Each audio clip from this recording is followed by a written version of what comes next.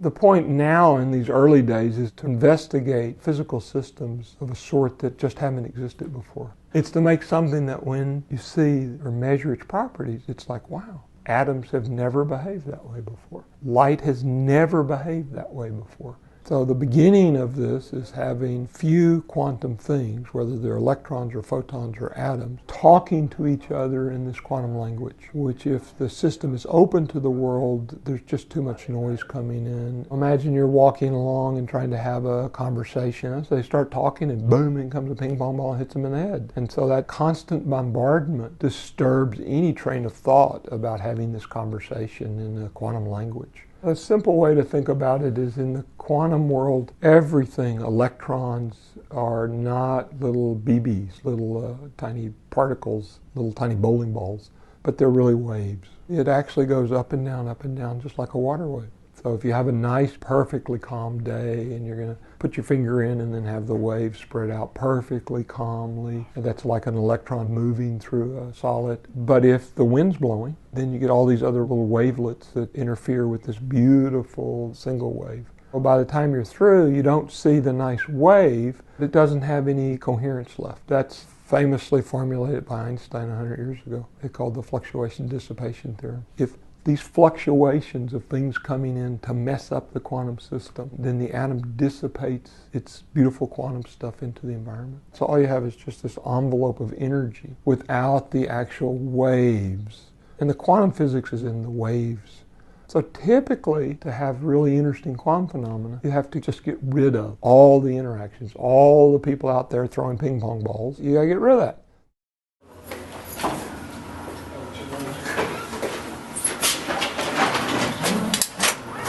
That is a lot of equipment. Yes, it is. So what you see here is a source for atoms. We try to create a pipe that guide the photons and the atoms into that pipe. So there's no way they can avoid each other. They have to interact. So how do we do that? The way we do it is it generates a cloud of cesium atoms. We shoot it to the center of the chamber, and we create 6 laser beams. Inside this laser field, they form some kind of molasses. No matter which direction it goes, we always trick the atom, so they keep losing energy. Its motion gets damped, and then it moves very, very, very slowly. This chip sits at the center of the chamber. In this window, there's a 200 nanometer thick, 300 nanometer wide. We call it alligator waveguide. The reason is because it's 2 parallel beams, and then it's the inverse of the alligator shape. So this shape might look very weird, but we use these teeth to create a situation that when photons propagate along the waveguide, all these teeth, they create interference, then the speed of light is slowed down. And the intensity of photons is strong here, weak here, strong here, weak here, strong here. When atoms see strong intensity, it gets kicked out by the photon. It has repulsive force. So we can guide this atom into this kind of dark spot here. At the same time, we can send another frequency of light, which brights up at the dark spots. It's the magic of this kind of alligator waveguide.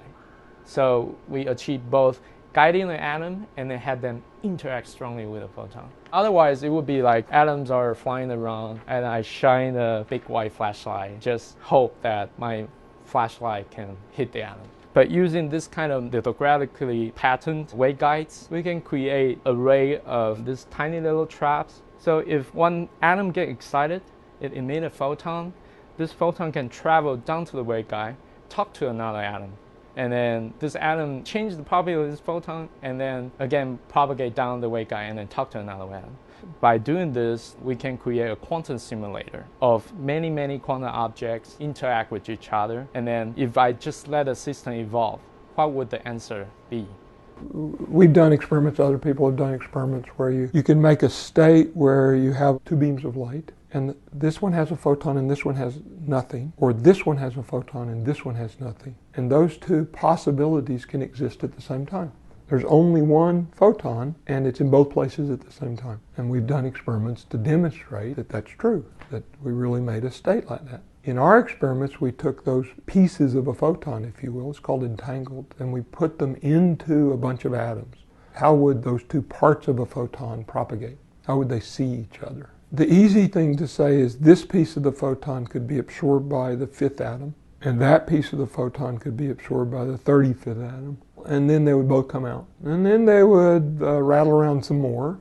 And then this quantum pinball, if you want to call it that way, the photon bouncing around, or a photon in 2 pieces, or 5 photons in 25 pieces, that can get real complicated. And the way the waves interfere is the photons run up and down, because they're not BBs as I've been describing them. What really happens is the photon can be absorbed simultaneously by all the atoms. And then each of the atom has, if there were 20 atoms, each of the atom has only a 20th of the photon. And now you'll say, which atom is it in? It's 1/20th in all the atoms at the same time. If I gave you this thing and you were going to play with it, it's got an input and an output on 2 ends. You can send light in, get light out, change the frequency of the light. You can send impulses. You can look at how many come in and out. And you would say, being a trained physicist, what the heck is inside of there? And I would say, isn't it neat, you know? The point now in these early days is not let's make a quantum computer. It's to build quantum systems that are surprising, with characteristics that just haven't existed. Now the boundary has pushed into very different parts of physics than I've ever been comfortable with or knew anything about. So that technology of how you do that, how you build those, my group knew nothing. But that's what you're supposed to be doing, you know? If you want to be at the cusp of the future, you have to be willing to fail. We've come up some climb and it didn't work. You better go down, try another way. You better believe it's scary. But it's an exhilarating intellectual adventure. In my position, wow, it's a privileged position to be able to explore. So if you know what you're doing, don't do it.